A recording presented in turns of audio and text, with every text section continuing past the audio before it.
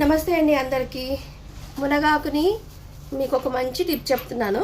మునగాకుని మనం ఏం చేయాలంటే ముందు రోజు తెంపుకుంటాం కదండి. తెంపిన తర్వాత ఇలా వదిలేయండి ఒక కవర్లో, లేదంటే ఇలా ఒక పేపర్లో కట్టేసి నైట్ అంతా కూడా అలా వదిలేయండి.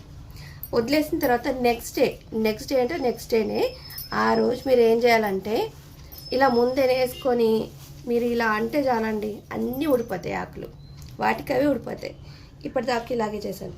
వితిన్ 5 minutesలో అన్నీ కూడా ఇలా చేసుకోవచ్చు. మనము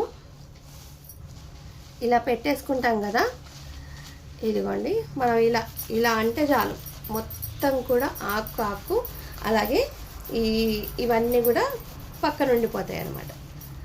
ఆకు నలగదా అంటే నలగదండి, మనం చాలా తేలిగ్గా అనాలి. మొత్తం ఇలా గట్టిగా పిండేస్తే మొత్తం నలిగిపోతాయి, అందుకని మెల్లగా అనాలి. ఇందులో పిచ్చి ఆకులు అంటే ఏమైనా ఆకులు ఉంటాయి కదా, ఆకుల్ని తీసేసుకోవచ్చు. ఇంకొకటి మీకు నల్లేరు చెట్టు, ఈ నల్లేరు కొమ్మలు ఉంటాయి కదా అండి, వీటిని ఇలా పెట్టేసామనుకోండి వచ్చేస్తాయి మొలకలు. నిజానికి చెప్పాలంటే బర్త్డేస్కి అట్లాంటి వాటికి ఇలాంటి మొక్కను ఒకటి ఇచ్చి చూడండి, చాలా మంచిదండి. ఎందుకు అనంటే వీటితోని ఎముకలు గట్టి పడతాయి, గట్టిగా ఉంటారు పిల్లలు, మనకైనా మంచిది. నడుము నొప్పులు అలాంటి వాటికి ఇంకా మంచిది. ఇవాళ రేపు ఎవరిని చూసినా నడుము నొప్పి, ఆ తర్వాత కాల్షియం తక్కువైంది అని చెప్తూ ఉంటారు కదా, వీటితో చాలా బాగా వస్తాయి. అంటే బర్త్డేస్కి మనం ఇచ్చామనుకోండి, వాళ్ళ ఇంట్లో ఈ చెట్టు ఉంటుంది, చెట్టును చూసినప్పుడల్లా మనం గుర్తొస్తూ ఉంటాం అన్నమాట. పోయేది ఏమైనా ఉందా అంటే 2-3 వేలు ఖర్చు పెట్టి తీసుకున్నామా అంటే లేదు అని చెప్పేసి ఇలాంటి వాటిని మనం బర్త్డేస్కి గిఫ్ట్ ఇచ్చామనుకోండి, చాలా మంచిది. కాల్షియంకి, ఎముకలు గట్టిగా ఉంటాయి, ఉక్కులాగా ఉంటారండి పిల్లలు.